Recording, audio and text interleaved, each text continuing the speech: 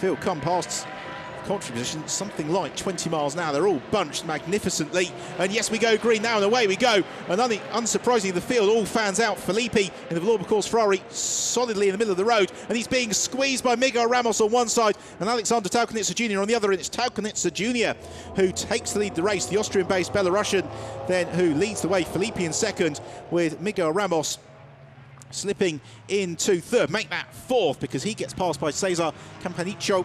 So the local driver squeezing through. Amazingly, despite that very, very congested start, they're all cleanly through the first few turns and sprinting on to the hairpin at turn 5, which is a prime overtaking opportunity, and it's one that Luca Filippi uses to take the lead of the race. So Luca Filippi, the former star in the GP2 Championship, takes the lead. As further back we've got problems. Unfortunately, it's Marco Seefried in the Porsche who's very much in the thick of the track. So let's have another look at it. You can see the bright green Porsche of Seefried, and something goes wrong there, and he absolutely spears into Francesco Castellacci. Let's have a look at it from another angle, and that is a very, very nasty incident indeed.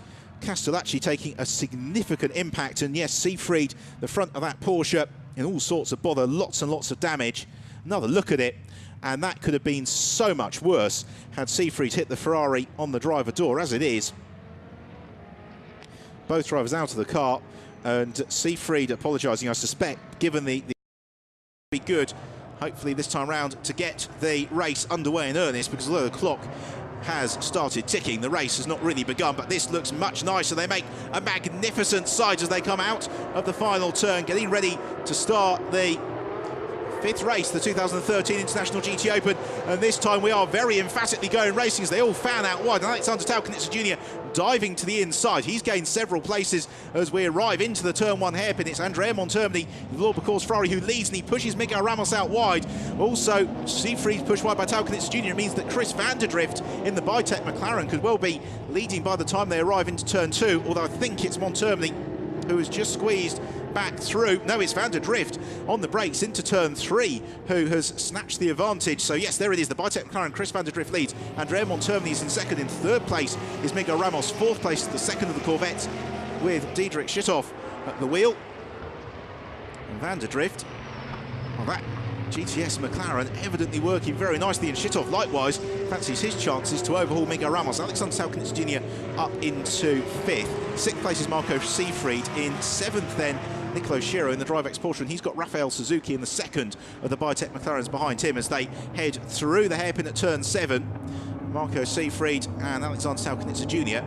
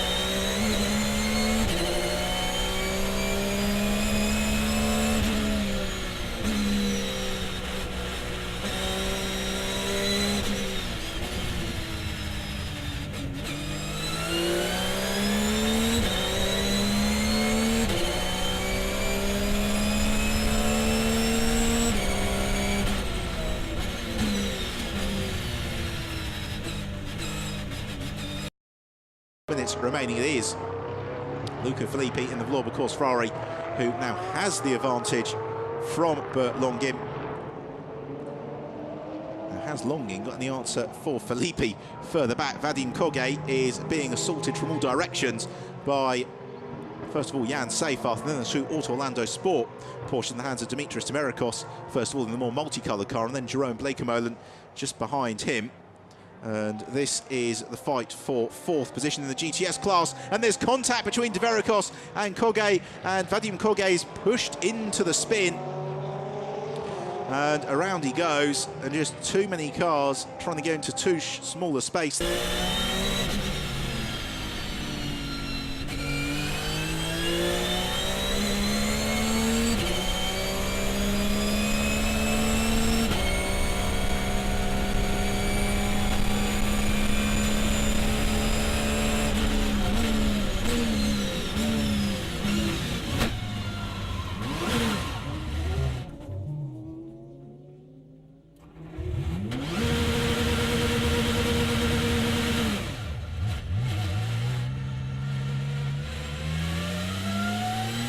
move into the final 5 minutes of the race.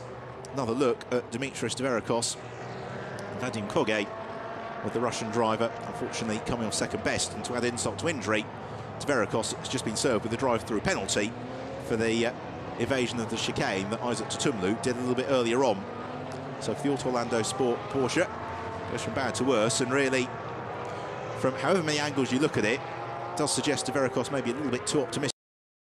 Perfect conditions for GT racing as the 6th race of the 2013 International GT Open is about to get underway. The cars head through the final turn and on to the start and finish straight.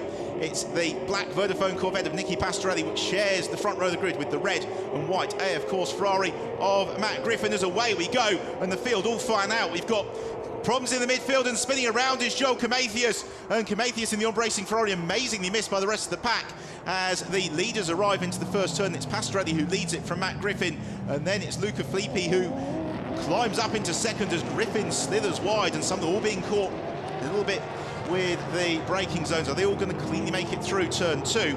They are, but it's 3 wide in the middle of the pack, and it's Luis Razia in the Biotech McLaren who gets slithered out wide as Filippi and Pastorelli go side by side for the lead. Up into third has come Jerome Blikemolen, and then down to fourth is Matt Griffin.